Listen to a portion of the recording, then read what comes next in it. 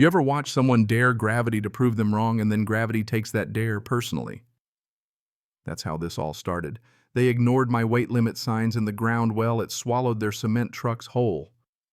If you're looking for justice, for karma, for a real-life David versus Goliath, where the mountains got my back, pull up a chair. My name's Silas Trent, retired FEMA slope analyst, and for over 20 years I made my home on this patch of hillside in Colorado. Quiet life, good coffee, a wife who deserved better than all the noise the world kept trying to send our way. The only thing connecting us to civilization was a winding stretch of gravel, my road built with my hands, protected by a deed older than half the folks in the valley, and until recently respected by everyone except the new HOA president. Her name's Karen Whitfield. Yeah, I know, right? Of course it is. She saw my road as a shortcut for her shiny new clubhouse. Never mind the warnings, the slope stability reports, the fact that her cement trucks were twice the weight limit. Karen wasn't buying any of it. She wanted progress, and she wanted it paved with my patience. The night the hillside gave way, it started with a sound I hadn't heard in years. A deep, bone-tired groan like the earth itself, warning us it was fed up. I was out on my porch, coffee in hand, sun, just barely up, when the first cement truck rounded the bend. Old road built by me, 6 tons of compacted gravel. Good for a pickup, not a rolling mountain of wet concrete. But here they came, second truck, then third, each heavier, loaded down for that clubhouse nobody asked for. The earth rumbled, groaned, and then crack. The middle axle of the third truck dropped, the whole rear gave way, and in a heartbeat 30 tons of steel and slurry were sliding into the ravine, taking the HOA's brand new drainage culvert with them. I set my mug on the fence post, let the silence spread. Because truth is, this mess didn't come out of nowhere. Karen and her HOA buried decades of warnings, ignored easement law, laughed off my signs, and now in one muddy, echoing collapse, the bill had come due. But look, this didn't start with a landslide. It started with a clipboard, a violation notice, and a woman in heels who'd never built a thing in her life. 21 years ago, I moved here after leaving the Federal Disaster Response Corps. FEMA sent me everywhere. Landslides followed rain. I knew what happened when pride met mud.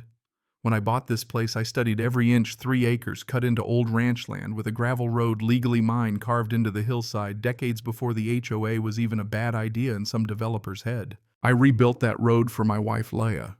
After her back surgery, she needed peace, and that little road was her tether to the world. One ambulance right away if things went wrong.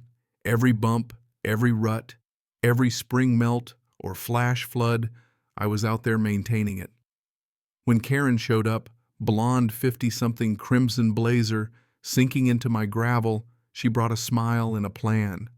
"We'll integrate your access road into the HOA's traffic," she said, like she was offering me a coupon. I told her it's not HOA, it's mine, and those cement rigs, 15 tons is the max, not 30. She brushed me off. "Don't worry, our engineer signed off." "Lady, your engineer never saw the 1993 landslide report." But she was already walking away, heels grinding my easement into dust. See, folks like Karen, too powerful to listen, too arrogant to care, think consequences are for other people. The notices started piling up in my mailbox. Unauthorized signage, unapproved drainage, aesthetic disruption. They came for my trees, my culvert, my gravel, like they thought enough paperwork would outlast my will. They didn't know I don't bluff. I document. May rolled around and the real trouble started. Trucks started circling, digging on HOA land, marking flags, probing my gravel. One morning, a bored guy in a soil probe truck was halfway up my road. "You got authorization to be here?" I asked. "They said it's HOA access." "Nope." I handed him a copy of my deed, trespassing, plain and simple.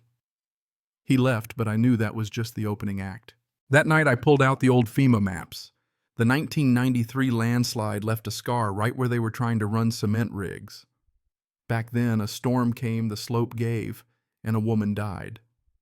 The county redrew the floodplain after that, restricted load access, conditional stability. I reinforced my stretch culvert, geomesh, rock sweat, years of watching it hold, but they were rolling the dice on geology. When the backhoe came, when Karen showed up with her clipboard and her board, I told her again, "This road isn't yours." She just smiled. "Be reasonable, Silas. We have momentum. Lady, you have concrete and a fantasy. I have the deed." The pressure campaign got ugly. Letters, fines, emails with scary-sounding subject lines, obstruction to emergency access, failure to comply. They painted me as a danger, the one thing standing between the community and progress. I was the only guy who ever plowed past the ridge, the only one fixing drainage after storms, but now I was their villain. Laya watched from our window, clutching her heating pad as men in vests photographed our trees for unregistered flora. "This is harassment," she whispered. I know I told her, but we document everything. Trail cams, folders of evidence, screenshots, every violation, letter paper, war, and I wasn't losing. Other neighbors started catching on. Bill, 3 lots down, cited for a snowblower in view. Mara, over coffee, whispered about emergency fees for slope adjustments. Karen was taking over the valley, one paper cut at a time. But her big move was here on my slope. If she could break my easement, she could rewrite the rules for everyone. June rain was coming. Soil was loose. My own soil compaction test showed a pocket of clay under the road's center bend, stable for 15 tons, but one vibration too many, and it would liquefy. I sent one last letter to the HOA's legal counsel, certified with everything: deed maps, soil data, landslide reports. Any damage caused by unauthorized overload will constitute actionable trespass. Full legal recourse. I mailed it and waited. Karen answered with fines: $150, then $500, then $2,700 by the end of the month. I called it paper warfare. Every document another threat. They wanted a war. Fine. I kept my chain of custody clean. When the bulldozer showed up at sunrise, trail cam pinged me, and I confronted Karen and the operator, binder in hand. "You touch this road, you're liable under Colorado criminal mischief statute." The dozer guy backed down. Smart man. That day I filed a formal complaint: trespass, intent to damage, illegal expansion, drone footage, affidavit, everything. I sent it to the county and the floodplain manager because Karen's clubhouse vision wanted to put a parking lot right over the old landslide zone. No permits. But I had all the blueprints, all the soil layers marked in red. That night, as Leia sat bundled on the porch, she asked, "Do you think they'll stop?" "No," I said. "They don't believe in warnings, only consequences." The first storm came just after 2 a.m. Diesel engines, 3 cement trucks, no lights, no permits, just arrogance rolling up my slope. I grabbed the drone, a 4K thermal unit, not a toy, and I watched from the ridge as those trucks crept forward. Karen standing below clipboard even now. I shouted, "You're trespassing. You're criminally liable if that slope gives." She told me I shouldn't be threatening people at 2 a.m. "I have it all recorded," I said, and as if on cue, the earth started to rumble. The storm hit hard rain like a wall, barometric pressure dropping water flowing across the gravel. My road held, the upper slope where those trucks sat. It was only a matter of time. At 4:27 a.m., trail cam alert, rear tires of the third mixer sinking. They tried to drive one back, reversed too fast. Back tires slipped, and then it happened. No roar, no explosion, just the quiet, patient tearing of soil giving way. The truck slid off the edge like butter off a hot knife. Voices screamed, lights flashed, but it was too late. The road had voted. Nature had cast its verdict. I sent my emergency evidence package to the county, to FEMA, to my attorney. Silas Trent, owner of 7A Slope Analyst, FEMA Deployment Unit 6. By morning, the news was everywhere. The HOA's unforeseeable natural event was all over the website. But my footage, drone video, thermal overlays, time-stamped warnings told the real story. I posted it online. By that evening, 11,000 views. By morning, 60,000. Karen resigned within 48 hours. No apology, just a cryptic note. The board collapsed like dominoes. My lawyer filed for an emergency injunction freezing HOA funds, halting construction, demanding full audit and damages. The court granted it within the hour. The neighborhood, once silent, now came to me no longer as the enemy, but the shield. We rewrote the HOA covenants, banned construction on unstable slopes, and made sure my road, now named the Lila Line, was legally off limits without consent. The trucks got dragged out sideways, making the evening news. "Concrete's hard," I told the reporter, "but it doesn't hold a slope. Respect does." That quote ran in the Denver Post, how one man in a mountain took down an HOA empire. But here's the thing, karma doesn't just punish the wrongdoer, it wakes up the whole town. County engineers rebuilt the slope using my FEMA notes. Laya started walking the porch again.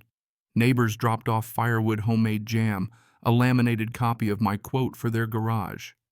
Only if you use it as a rule, not a warning, I joked. 6 months later, the land was green again. The HOA restructured as a maintenance committee. No power over private parcels, no more weaponized fines. My road was safer than ever. The county even let me name the recovery project, the Lila Line. Bronze marker, local stone. In honor of those who remember, the land speaks first. At the dedication, I kept it short. You don't fight nature. You listen. You prepare.